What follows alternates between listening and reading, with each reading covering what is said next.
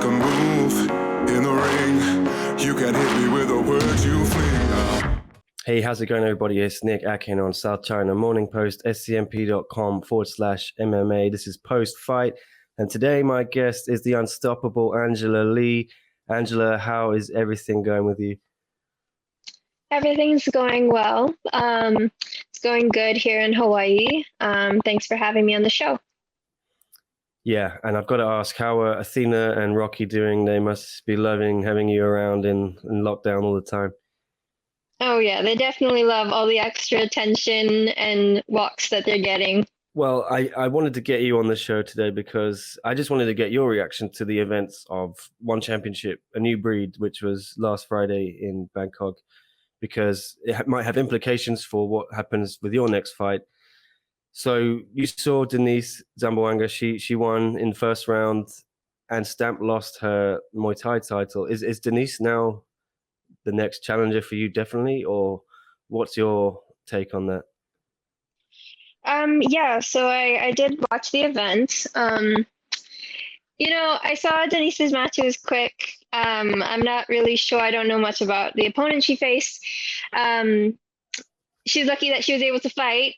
I know a lot of the people in Thailand are fighting back to back, and I guess all the other fighters must be jealous because with the travel restrictions, we just can't be active. So regarding Denice is the next contender, I'm pretty sure, I think the only fight that really kind of justifies Denice as the top contender is her fight with Mei Yamaguchi. So, I mean, this fight, I don't really know who the opponent was. She wasn't ranked or anything like that. So, I don't know. I don't have much to say about that.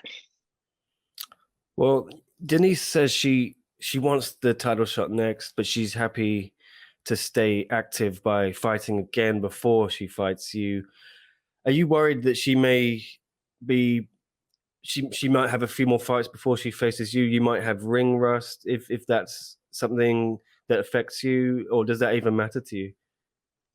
I'm sure she'd like to get a few more fights in. I mean, the more experience, the better, right? But for me, I've never really had ring rust, or I've seen that as a problem. As a champion, I really only fight like 2 times a year, and sometimes there's a long layoff in between. And I think what matters most is just the preparation going into each fight. And if I have a solid fight camp and the preparation has gone well, then I have nothing to worry about. Have you got any idea when you might be fighting next? Have you had an update from one? I know the situation is crazy, but is there a possibility of a show happening in the US? I know Eddie Alvarez spoke to us. He hinted that maybe he might fight in the US, which means one would put a show on in America. Honestly, no. I've had no updates regarding when my next fight will be, what the timeline is. I know it's kind of complicated, and it's really out of our hands. It's in the hands of just the governments and different countries and their regulations. Regarding fights in the US, I would love it. Honestly, it's still a little bit of a flight for us because we're in Hawaii, but that would be nice. But given the situation in the US right now with the coronavirus happening and a lot of states still having kind of lockdowns, I'm not sure how soon that will be. I think it would make more sense to have fights in Hawaii. It's kind of like the gap, the in between Asia and North America. So I think that would be really nice, and that would be perfect for me and my brother. But who knows? It's really hard to say when things can happen because things are changing daily. Yeah, you mentioned Christian there. I had to ask you about him because he posted on his Facebook, I think, that he's in fight camp. First day was a few days ago. You give us any hints, anything? I'm sure everyone wants to know what's going on. He's being very secretive. Yeah, well, because nothing is like written in stone right now. But of course, me, Christian, Bruno, we're all staying, extremely active and ready so that whenever we get the call, if it's a week out or 2 weeks out, we'll be ready to go. But yeah, as far as as far as I can say, nothing is 100% right now, but I'm sure some news will be breaking very soon. And yeah, we when we asked Eddie Alvarez, he wanted to fight Christian. Do you think that would be a great fight for your brother to defend the title against Eddie? Yeah, I heard that. So, I think Eddie is definitely in like the top 10, but I think there are some contenders ahead of him right now. So I'm not sure about that. I'd love to see that matchup. I think it's very exciting and it would be interesting to watch. So sometime in the future, it would be good to see that fight. But as of Christian's next fight for his title defense, I think there are a couple other fighters that are kind of ahead in line than Eddie.